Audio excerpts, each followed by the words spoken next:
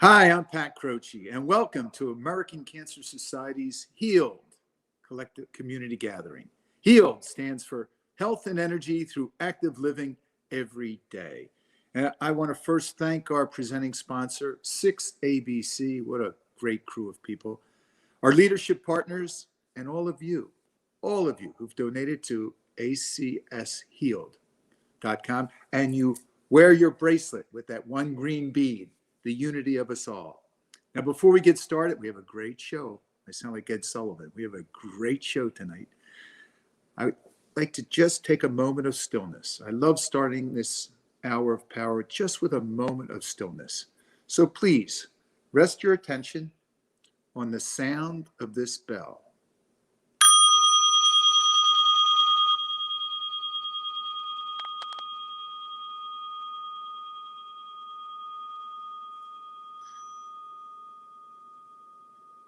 Perfect.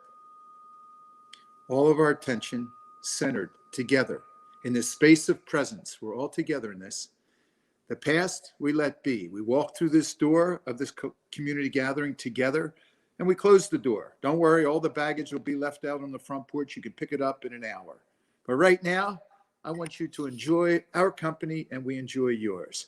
And I would be remiss if I didn't start this hour of power today with a holler out to one of our guests 2 weeks ago, Oscar Lindblom, the Philadelphia Flyer winger, who just won the Masterson Award, the NHL's Masterson Award for 2021. And it's given to those who have perseverance, dedication to ice hockey, and who've overcome obstacles. I mean, Oscar overcame Ewing's sarcoma, the fifth rib removed, and back playing again. Unbelievable. We had him on 2 weeks ago with the Flyers trainer, Jimmy McCrossin, and it was just a dynamite show. And so all of us became not only fans of the Flyers as we were in the past, but now fans of our favorite Flyer, Oscar Lindblom. Congratulations, Oscar, from all of us to you.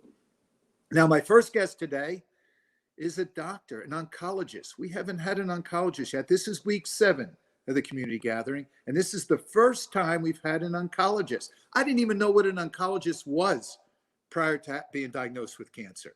And this fellow is Dr. Steven Eisenberg, and he's San Diego based, but roots in Philadelphia. And he's known not only for his brilliance as an oncologist, hematologist, internist, but because he's known as the singing doctor. So please welcome Dr. Steven Eisenberg.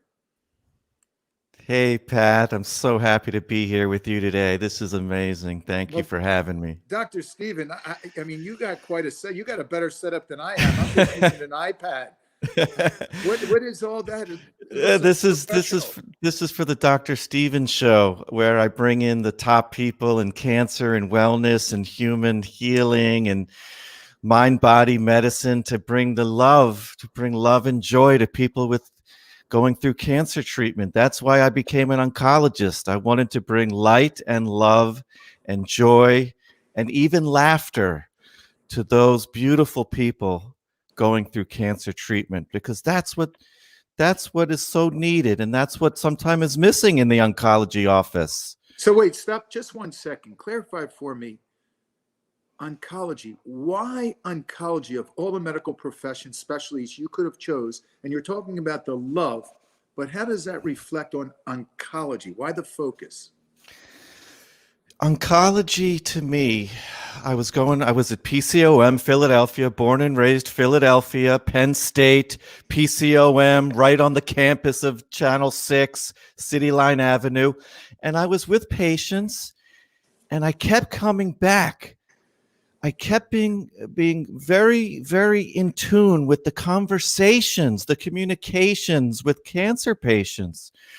I kept coming back to the so much fear. Those 3 words, you have cancer. Your life changes like that.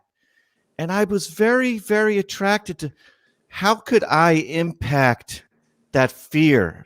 Because your life, you've got so many plans, everything, I don't have to tell you, everything is on hold. Everything is changed the minute you hear those 3 words. Your body goes into this fear, the fight and flight reaction. And I was thinking, how could I use my creativity? Because we'll get into that, but I've always been a songwriter, a comedian on the side, but I wanted to use these things to help people who have just been diagnosed or going through it. How could I bring some light to this dark time in people's lives? And it kept coming back to the cancer ward. And I spent more and more time there, had more and more conversations, and I just got into people's stories.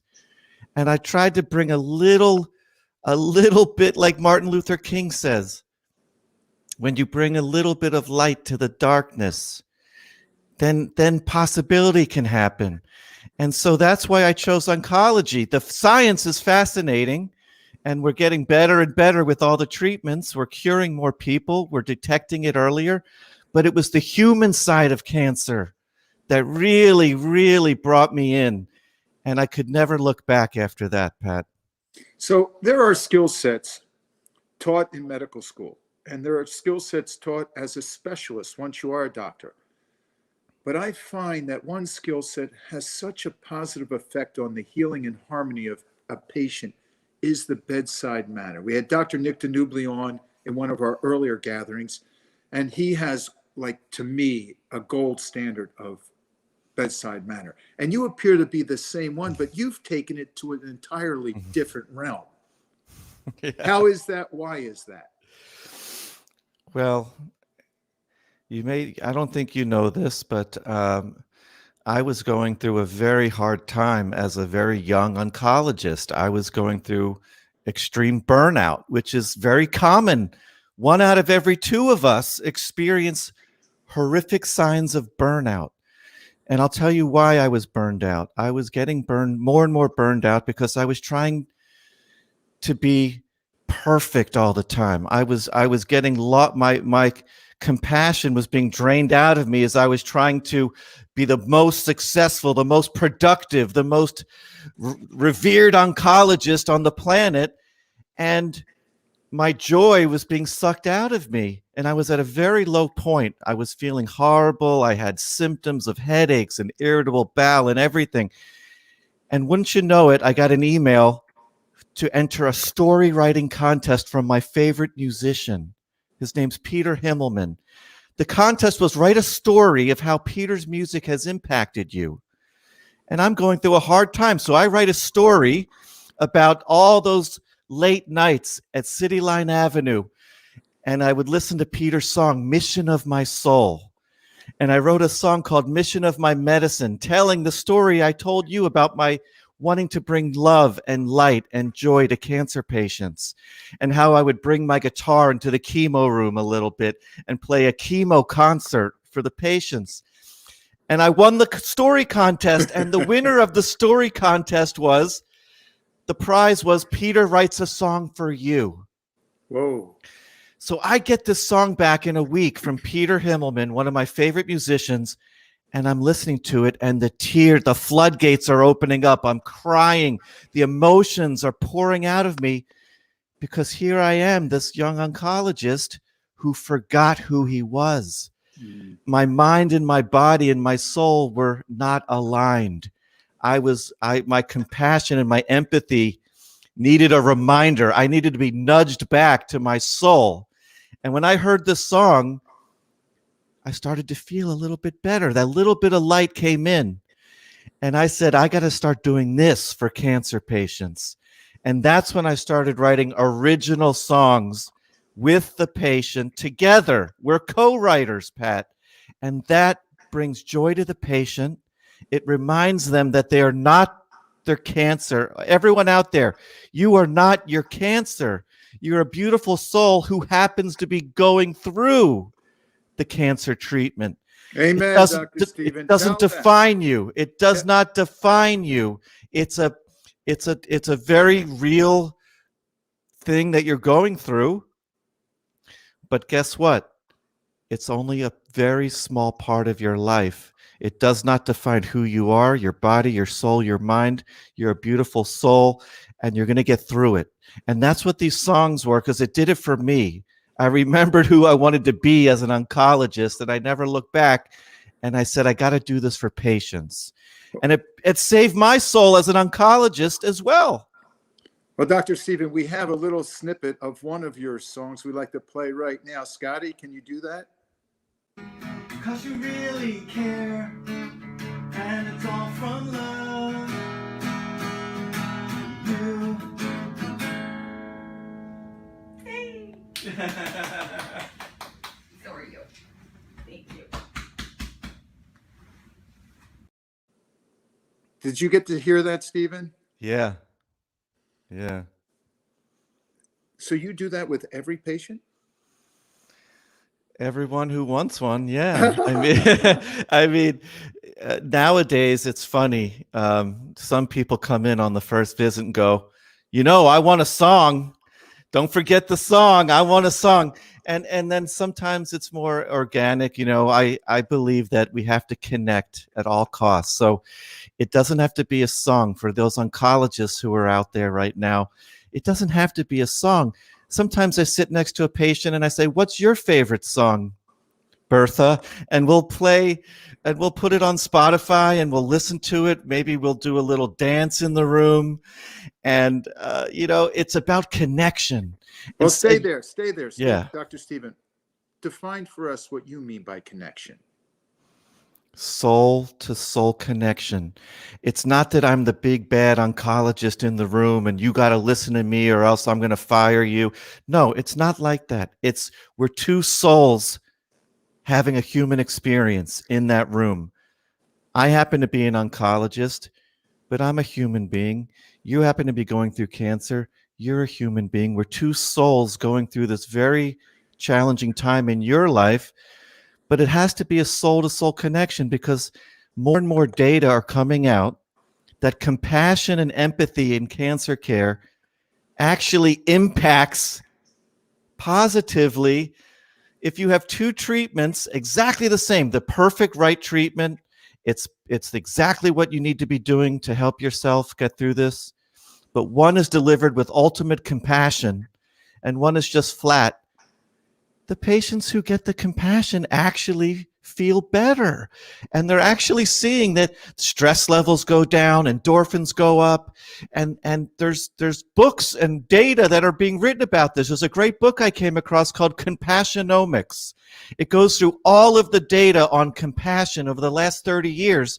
And it's more than just a soft science. It's coming down to it actually impacts your physiology and how you do with your treatments. Well, Dr. Stephen, just think that compassion and empathy are manifestations rooted in love, as you talked about, love, right? And we want to touch on your book. But these expressions, compassion, empathy, humor, gratitude, acceptance, are all based in love, not fear. So what you're doing is elevating that high vibrational frequency so they feel it, as opposed to when they walk in those treatment rooms, they've already have fear-based. Yeah. They're all out of the now, thinking about what they can't do, what they used to be able to do. What are they going to be able to do? How painful will treatment be? How long will I live? What does this mean for me? It takes them right out of the now, which is a low vibrational frequency. So immediately, it's as if you turn the knob on their frequency up with your compassion and your sense of, I don't even want to call it bedside manner, because I don't know what you call it. You know what? I call it love. And I like to break down love when I'm talking to my patients into the letters. Listen, observe, verbalize, and empathize. The first thing we have to do as oncologists when we're in that room is listen. We like to get in there and go, okay, this is what you got to do. Blah, blah, blah. You got to do this. You got to do this. We don't even listen to the patient because we have a computer in front of us many times and we go, hey, how you doing, Mrs. Johnson? Oh, I'm sorry, Mr. Johnson. I haven't looked at you yet. I don't even know. We have to listen with our eyes, eye contact, listen, observe all the nonverbal communication. What's the energy in the room? Is Aunt Jane sitting there like this and closed off? Who's taking notes? Listen from the heart, listen from your soul, observe what's the energy that's not being said? Who are they surrounding themselves with? Then verbalize. Once you've listened, once you've noticed everything going on and you're mindful, observing is mindfulness, then verbalize from your heart. I hear you. I hear your fear. This is what we're going to do. And those 3 steps lead to E, true empathy. And it's also empathy, self-compassion. You don't have to be perfect going through this. You can express yourself. If you're mad, you're angry, let it out. Because when we hold in those emotions, they come out in other ways, like I had when I was burned out. Migraines, irritable bowel, fatigue. We've got to express ourselves. The fear gets worse when we just hold it in and we say, I'll just be Superman or Wonder Woman. I won't say anything. I'll just get through this. I'll white knuckle my way through the treatment. You have to express yourself, and no one expects you to be perfect. Let yourself be however you are. If you're having a bad day, it's okay to have a bad day. I'm having a bad day. I don't like this treatment. That's okay. That's okay. So love, this acronym would work not only in oncology, but everywhere, from the training room to boardrooms, everywhere.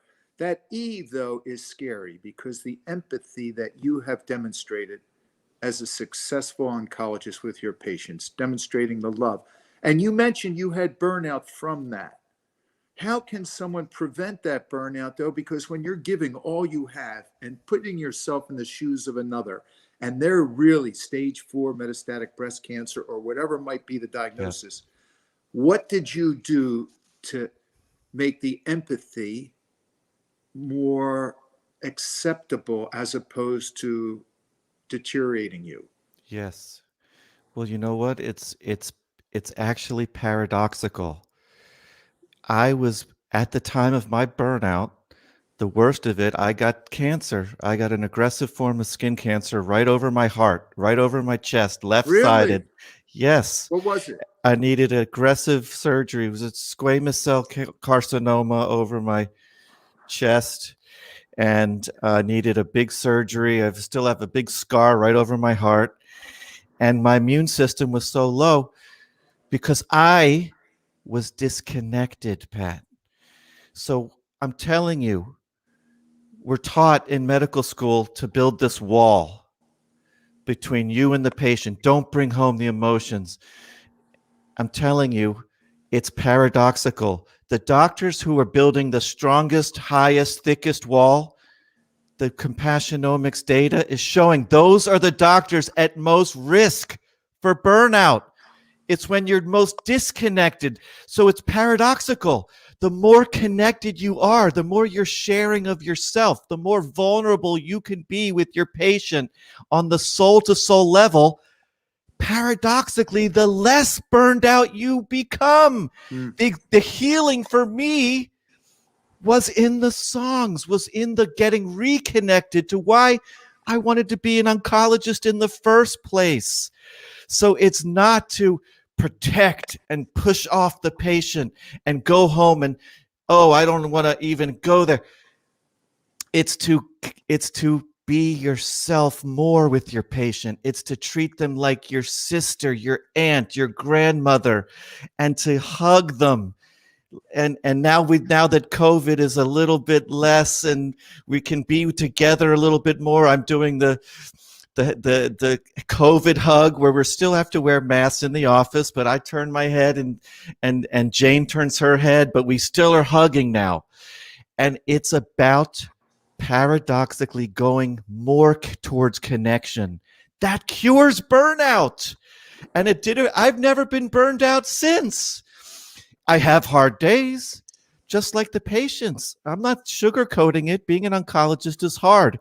You've got to continually look and ask yourself, where am I disconnected to my practice? Where am I disconnected to my patients? And you got to go right towards it. And you got to break down the wall. And you're going to be a better doctor. You're going to have better connection with your doctor when you're both in the same, you're two souls going through a human experience. Is it easy? Not always, but that's why I wrote the book. The book is for anybody who's ever been touched by cancer. Patient, caregiver, doctors, nurses, family members. It gives the stories of transformation and the little things we've been talking about. That's where the love comes in, Pat. So give us the name of the book. I know the book was released just last year, correct?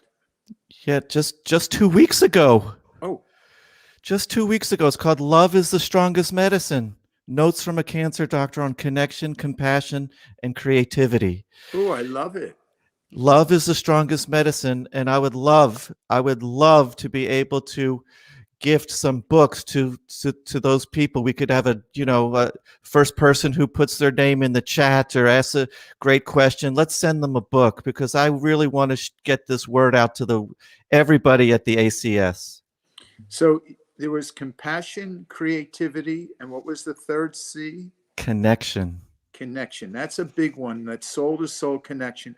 And before I let you go, and then we're going to bring you back on for Q&A toward the end of the hour. If there are any Q&As, if there's any questions out there, please put them in the chat, whether it's YouTube or Facebook. We welcome them. And if we have time with both our guests, Dr. Stephen Eisenberg and Michael Smerconish will be available. Before I let you go, talk a little bit about the creativity that arises from love. Yes. Everybody going through cancer is going to have people in their lives coming at them and saying, "Hey, you just have to always be positive. You always have to be positive." And sometimes when you're going through cancer treatment, you don't want to hear just be positive. Like I said, the creativity is about being creative, to be creative in how you take care of yourself. Maybe you need to go for a walk in nature. Maybe you need to just watch 5 episodes of Seinfeld back to back. You have to be creative in terms of how you're going to nourish your soul. And it's not always just forcing yourself to be positive, because you don't always want to hear that. If you're having a bad day, let yourself be creative and say, what's going to nurture me today?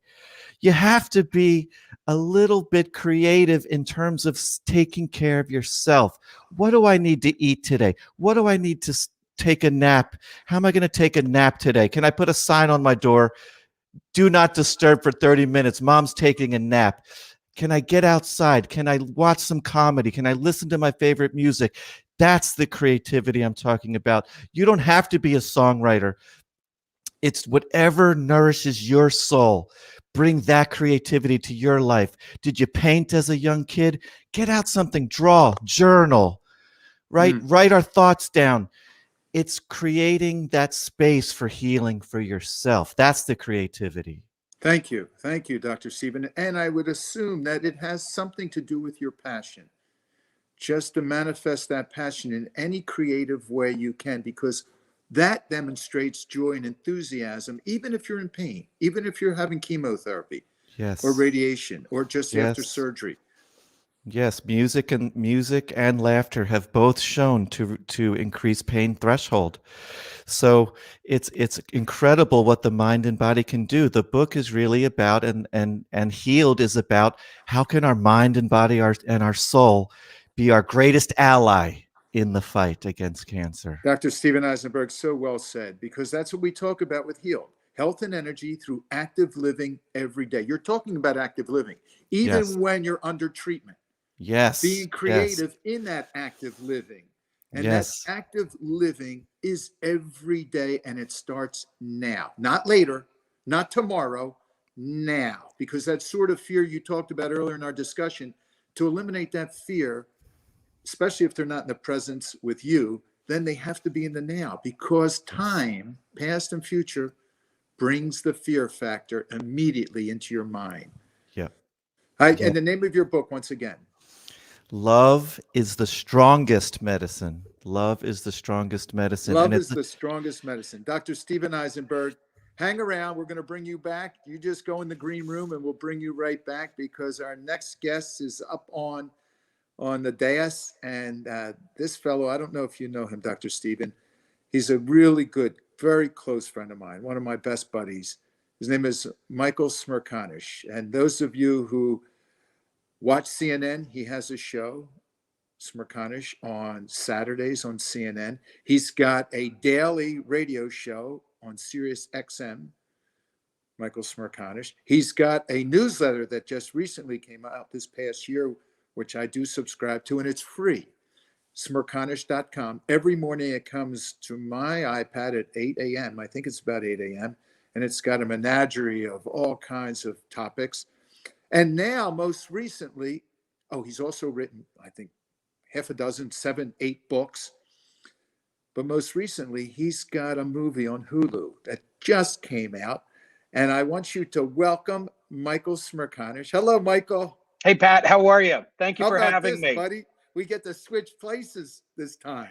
I love it. And I love that black light poster behind you. My brother had one of those in his bedroom growing up, and there was always a bong right underneath it. Well, there's a Tibetan bell under this one. That's a mixed media of the Dalai Lama. We bought in Hawaii. Diane and I were at a retreat, a spiritual retreat with Ram Dass, the famous Ram Dass who died last year.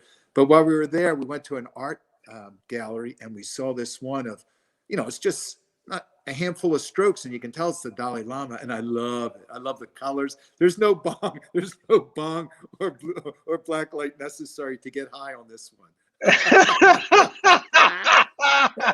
Well, Michael, I was going to ask you how, when you started in law and now you're the king of media, but please, I think your Hulu movie says it all. Tell us a little bit about what I should have. What's the title of it? Things I wish I knew before I started talking.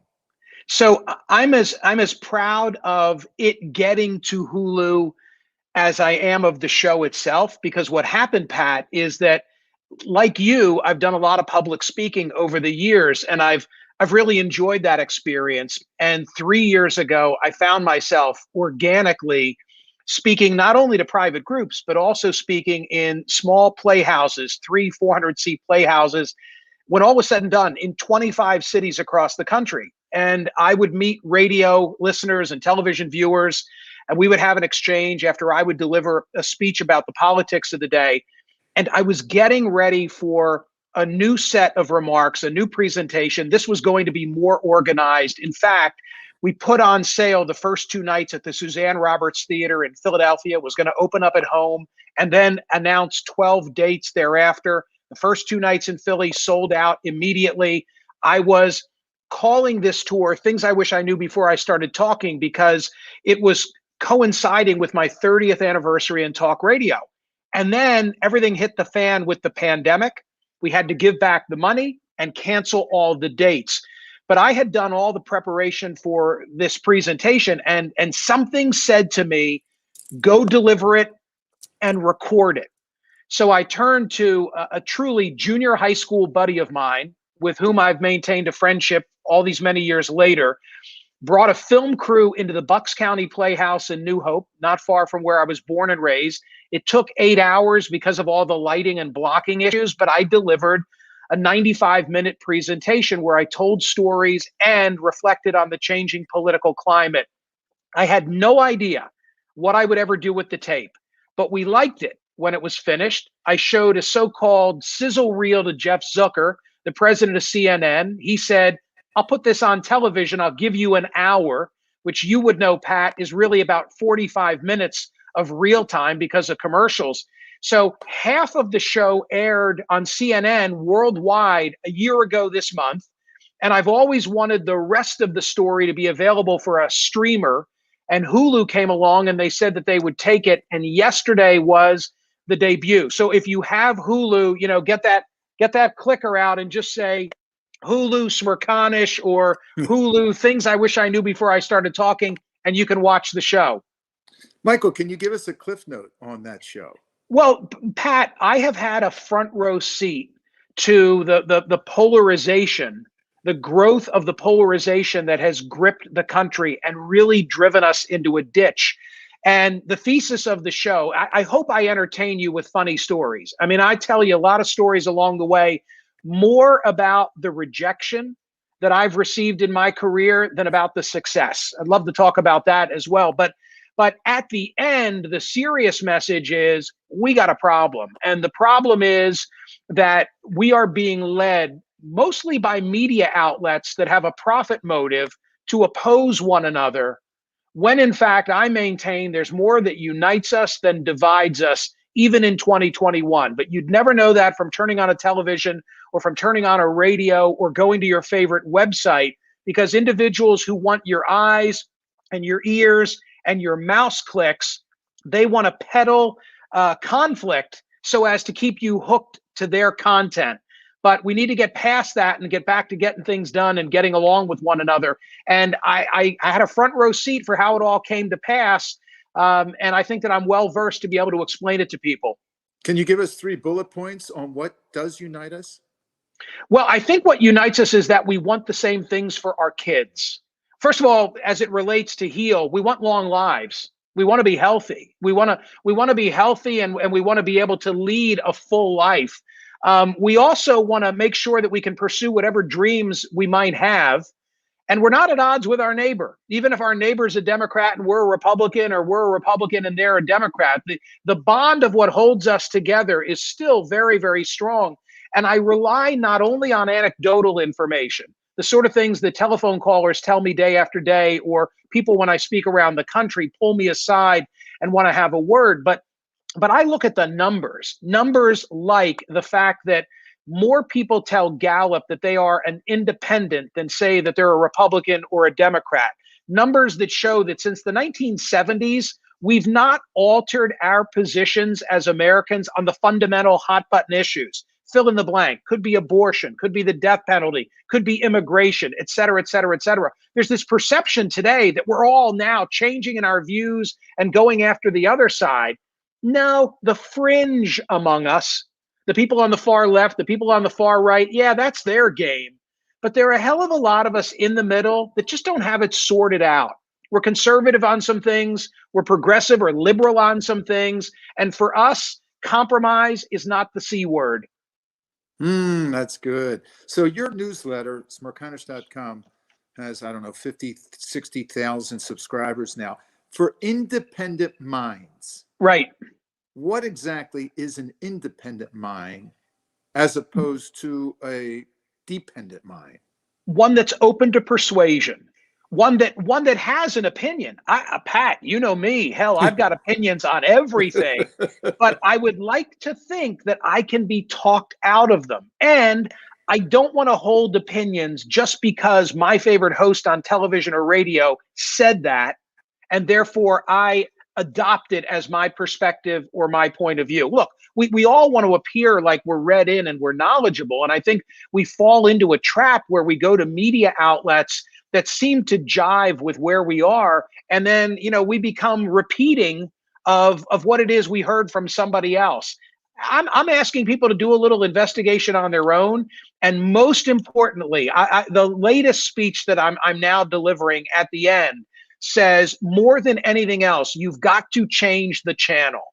Hopefully not when I'm on the air, but change the channel and mix up your media diet. Some of us are locked into an MSNBC and Slate and Salon view of the world, and others are Drudge and terrestrial talk radio and Fox News.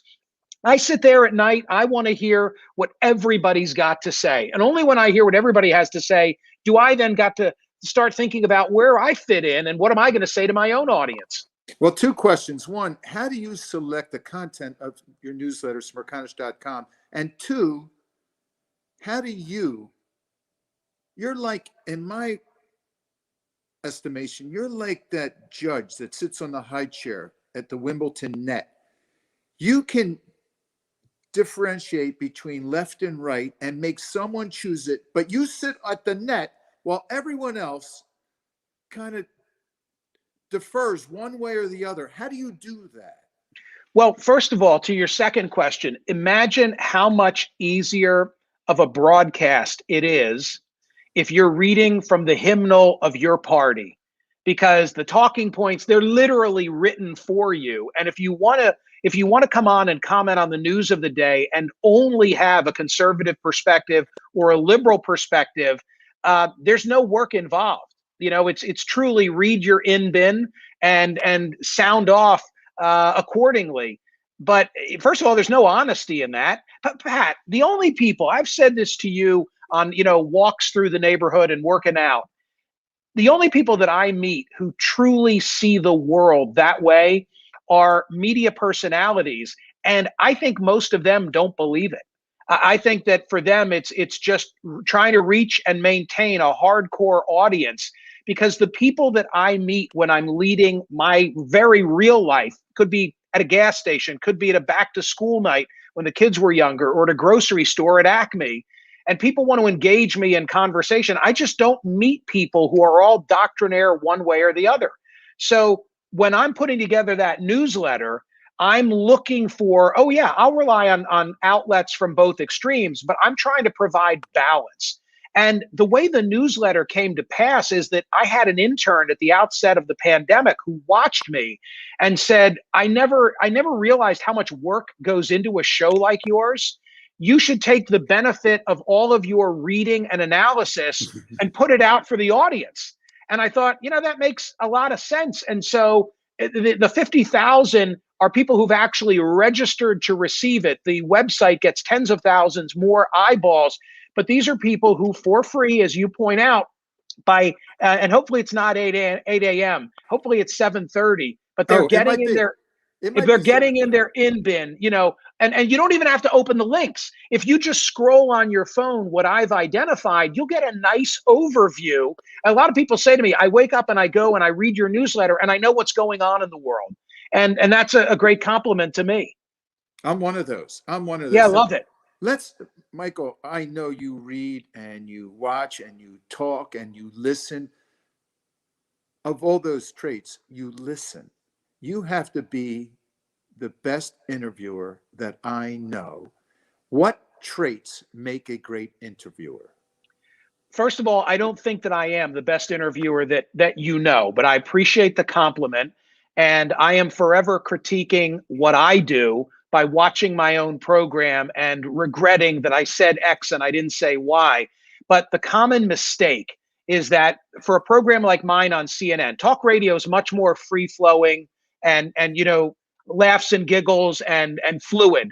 But when it's the world of television, and my television program is as I say, it's about 45 minutes of content for an hour, which breaks down by 4 blocks, maybe 5 blocks, plus a lot of intros. There's not a lot of time. I mean, if I get Pat Croce as a guest of mine, chances are I'm going to have 4 minutes with you. And I will map out an outline of what I intend to do with that guest. I will write notes for myself in terms of the questions that I think are going to be appropriate. The big mistake is that you may give me something in the response to the first question that warrants a follow-up. I may never get to 2, 3, and 4 on my list. And it's hard to train yourself, especially with the time pressure, not to listen to Pat's answer and now go on to the next question. I think that's the hardest skill to acquire, is to listen to what he or she just told you and decide in real time, oh, do I need to pursue that? Is there some fodder there? I watch the mistake being made on television when I'm watching others, and I continue to make it myself. It's just really hard to break free of it. I don't agree with you. I don't agree that you make that mistake. That galls me when I see someone just ask a list of questions when they just said something that clarify. Please ask the question. You are wonderful at unfolding that lotus till you get to the root. I think you're brilliant at that. And it scares the bejesus when I'm sitting on the other side of the desk from you, because I know I'm going to be naked at the end of this interview. Well, I got a lot of questions for you, as you know. So I love just exploring what's going on in your world. Well, let's stay in your world right now, because as this media mogul, and I know your starts, I know all the diligence and vigilance and discipline it required to overcome all those rejections and dejections and negative attitudes. As you moved up on the realm of media, what would be the word? VIP, and you got to interview some of the most influential people in the world. Who would you say are your top three? Nobody that I need a better answer for this question, because I do get asked this question, and it's a great question, and you'll understand what I mean in a moment. I have had the privilege of interviewing political leaders, business leaders, sports figures, you name it. It's really been a wonderful, wonderful experience. Very few are the individuals that I've not been able to speak to on radio or television who I've wanted to speak to. But Pat, it is not the front page story that provides the best fodder. The best content, I think, for radio and often for television comes from the very everyday life that people can all have skin in the game in discussing. I'll give you a great example, because I just got off air today, and you and I are having this conversation on a day when President Biden and President Putin had their big meeting in Geneva. So, of course, I've got to talk about that. My program airs on the POTUS channel, Politics of the United States. So I'm going to discuss that. And I also talked today about the fact that Tuesday's election day in New York City, and it's a very interesting race because they're implementing a new system of voting called ranked choice voting. You know, I can kind of nerd out on that. I'm very into it. But those are not the favorite things that I just finished on a 3-hour radio program. Today, what did I most enjoy? I talked about a story that just came out in a business publication that talked about Airbnb, and how, I'll say this nicely because it's HEAL and the American Cancer Society. Stuff happens when you are booking millions of essentially hotel stays in private residences.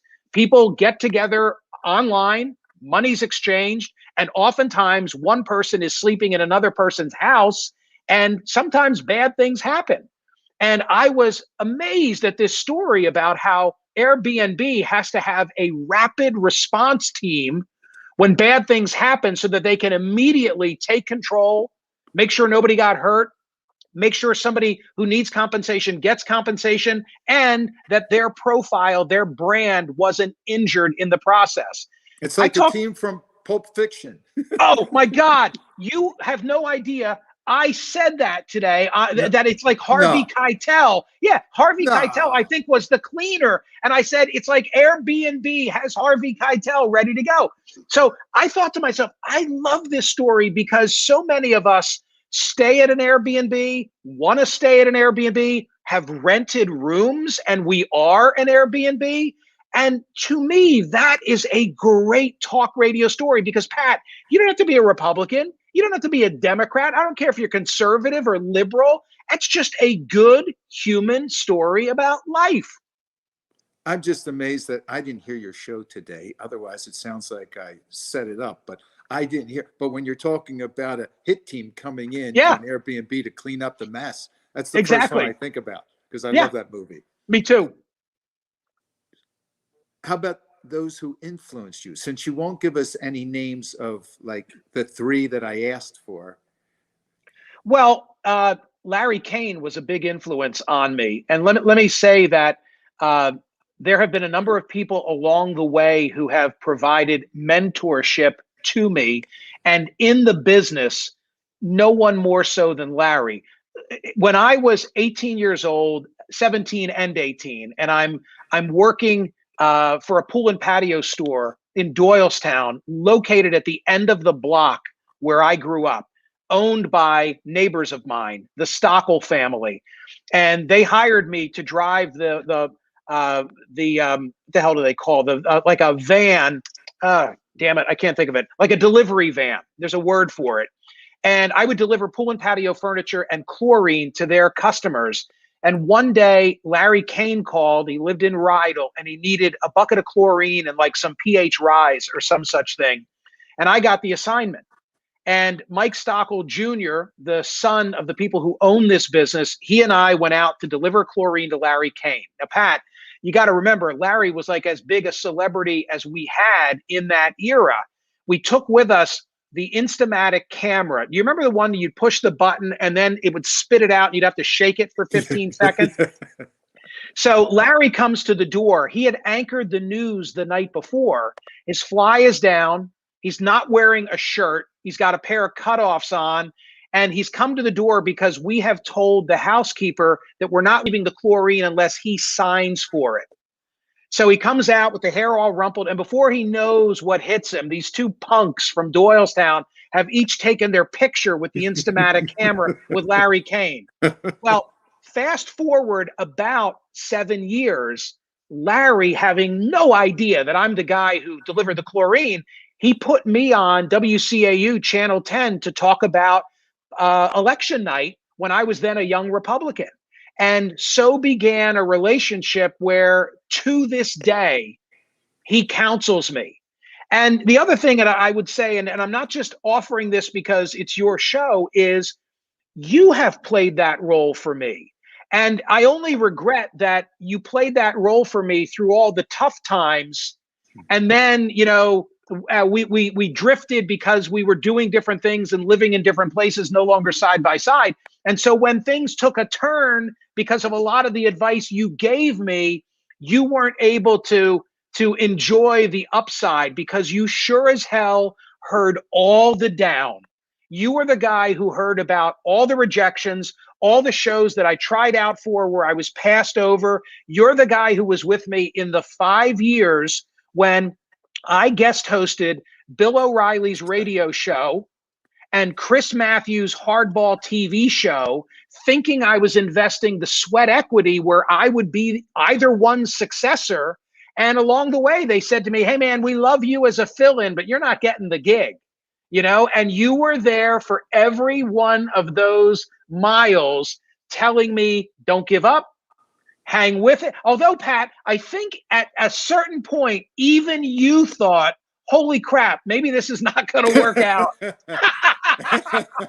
No, I want you to go to bed tonight knowing that I've reaped the love and rewards of watching you ascend to, as I call, the king of media. No, Michael, I think it's wonderful. And I think it's important for all of our community to know that not only is Michael a dear friend of mine and the celebrity you know on television, the commentator, and he knows just as much about pop as he does about music that he does about politics, but he is one of our leadership partners who committed 50 grand to Healed over 5 years, him and his wife Lavinia. So I just want to thank you from all of us, Michael, for being the true Michael that I know, not just the celebrity on television. And you're just wonderful, and I love you. You're nice to say that. Me too. And I miss you and want to spend more time with you. Can I tell you one quick final story? Yes. All right. So I was listening to Dr. Steven Eisenberg talk We're about gonna bring him back on with you too. Okay. Love is the strongest medicine, which sounds very compelling, and I'm totally into his message. But it's funny the way that life works out. About 20 years ago, I was practicing law and I was trying to get this media gig on its feet. And a young guy contacts me, and he is both in law and med school. And he wants to be an intern for me. I'd never had an intern before, but he was so bright. I thought I'd be foolish not to involve him in my world. Well, today he is the co-CEO of the Camden Cooper Medical Center, Wow. the whole kit and caboodle. And he is the co-author of a book called Compassionomics, which Dr. Steven just name dropped. So my first intern, and I love this, Pat, because Larry Kane mentored me, and my door is always open to young people who want to get involved in my business and think that I can give them any advice. But like to sit here, this is a story about life, and hear Dr. Steven, your guest who just wrote his own book, say, well, you know, Pat, I read this book called Compassionomics. By the way, the thesis is that if medical providers exhibit compassion to their patients, it can be life altering, you know? And to hear Maz's book referenced by Dr. Stephen is just very cool. Maz, are you talking Yeah. about Maz? Yeah, Dr. Maz is the co-author of the book that Dr. Stephen just shouted out. Holy I remember when Maz I worked know. for you. I know. I would come down and be Santa Claus during the. Absolutely. And it would be Maz who would get you a cup of coffee. The world is it's a long journey, you know? Oh, that's wonderful. Well, Yeah. before you go, and Dr. Okay. Stephen, we have a couple questions. So Diana is our director here at HEALED. Diana, what do you have for either Michael or Dr. Stephen? Okay, the first question is for Dr. Stephen. Fighting cancer can be draining for all, including the patient, provider, and caregivers. Do you have advice for caregivers who are often so focused on helping their loved ones that they put their own self-care in the backseat?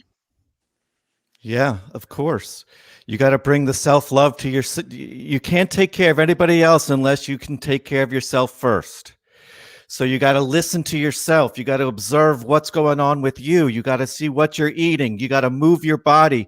You got to stay as strong as you can, mind, body, spirit, so you can give everything to your loved one. So listen, observe, self-talk, verbalize to yourself, and self-compassion, because you have to be strong so you can give everything to your loved one. So when you talk about love and you talked about listen, observe, verbalize, and empathize, you also mean, Dr. Stephen, to empathize with yourself. Yes. Listen to yourself. What do I need so I can be strong for my mother? What am I putting in my body? Well, who am I surrounding myself with? What am I telling myself? What's my self-talk? And then how am I being compassionate overall so I can be the best I can for my mom or my dad? Yep. You got to have that self-love. And we have another question for you, Dr. Stephen. And that would be, what kind of advice do you have for cancer patients who might not have a great connection with their oncologist? Get a second opinion. Get a second opinion. You're entitled to it. You deserve it. You are not stuck with who you're with. I mean, look, you have to find someone that you can feel connected to. And there's plenty of oncologists out there who have love and compassion in their hearts and have read Compassionomics by Maz. But it's important to get as many opinions as you need so you feel taken care of 100%. Mind, body, spirit, the whole package. Get a second opinion. Wonderful. Thank you, Dr. Stephen. And I do have a question for Michael. And aside from Pat, what is your favorite kind of guest to interview?